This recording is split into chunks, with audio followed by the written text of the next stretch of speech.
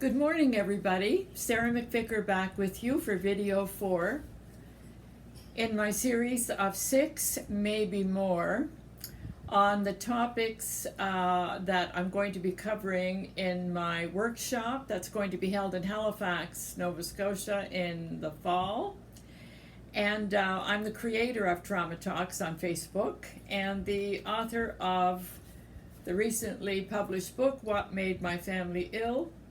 And Healing Through Self-Love, which is about emotional trauma in childhood. So I'm expecting Lighthouse Mary today with more questions. Hello, Sarah. Hi, Mary. I'm back again, yes, and indeed Good. with more questions. I'm glad. Is there tea today? There is. You're That's good. dying for tea, are you? Okay, this is your cup. I have to Thank check. you very much. I have to check that you have the right one. That's good. How Thank are you things very with you much. today? Oh, pretty good. Good. Yeah, and you?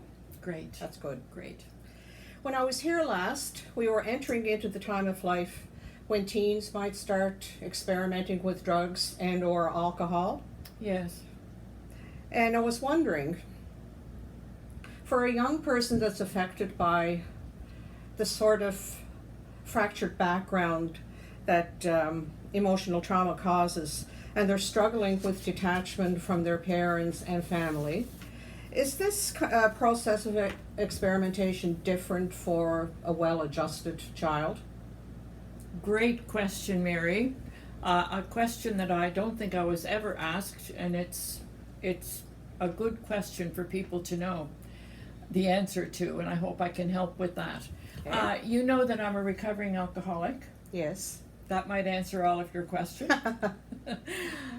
Going for 11 years of sobriety. Oh, wow. Yeah.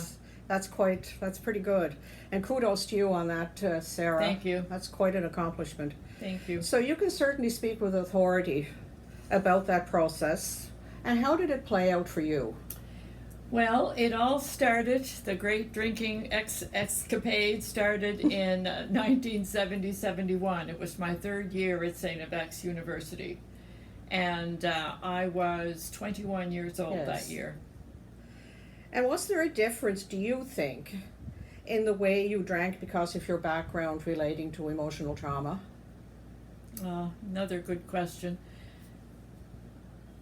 I don't think so. At the time, and the age I was, Yeah. and this being something new, I don't think that I thought I was drinking any differently than anyone else. All I really knew was that I thought I discovered the Holy Grail. Oh boy. It was the first time in my life that I think I felt relaxed. You and many others, I'm sure. Oh my God, yes.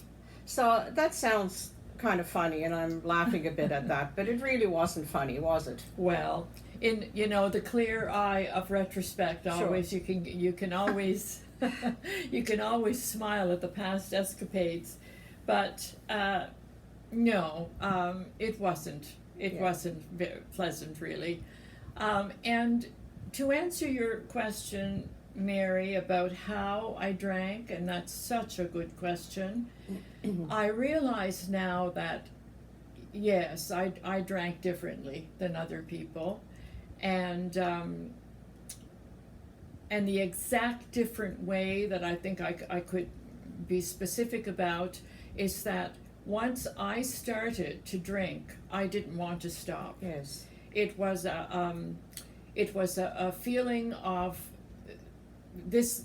If this is better now, more must be more Yes, better. I've heard that from Yeah, people. so of course, there isn't the common sense in place, especially when a person is imbibing more and more. There isn't the sense that is, not how it's going to work. So numbing out for me was the main objective at that time. Yes. So yes, it was different. Yeah. Yeah. And it seems that for some young people, for whatever reason, that's the way that they begin to drink. Yeah, I think most certainly I wasn't the only one who drank that way. And it doesn't mean that everyone that did was an alcoholic. Sure. I think the difference is the reason we drink that way is the danger zone. Yes. You know, the person who would drink too much on a given night could be any university student, but the difference would be between the adjusted person and the person with the fractured background, which is an excellent word, by the way, is that it would have been consistently the same with me. I would have wanted to be numbing out all the time, whereas that more adjusted person would be it would be circumstantial here and there. Yes.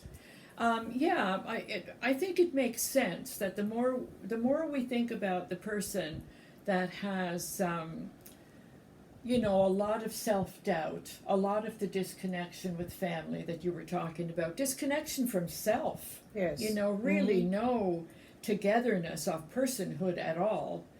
And the self-worth is bad, the self-esteem the same, and there is a lack of self-respect that goes along with that too.